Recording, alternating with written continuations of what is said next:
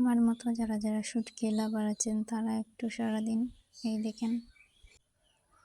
এখানে আমি নিয়ে নিলাম কড়াই করে, এর মধ্যে তেল দিয়ে তারপর পেঁয়াজ এবং রসুন আগে থেকে গ্রেট করে রাখা ছিল ওইগুলো দিয়ে দিব।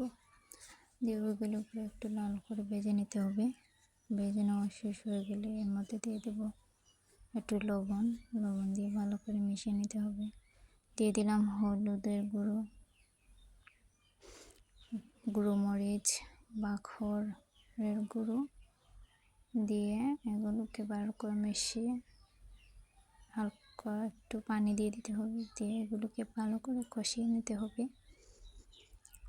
কষানো হয়ে গেলে এই দেখেন এখানে দিয়ে দিলাম শুটকি। এগুলো ছিল এগুলোকে আমি আগে থেকে কেটে ধুয়ে রেখেছিলাম।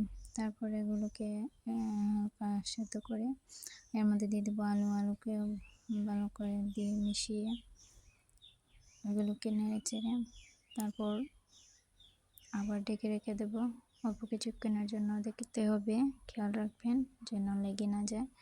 তারপর এগুলোকে হালকা করে এখানে একটু পানি দিয়ে এগুলোকে ভালো করে কষিয়ে নিতে হবে। কষানো শেষ হয়ে গেলে তারপর এখানে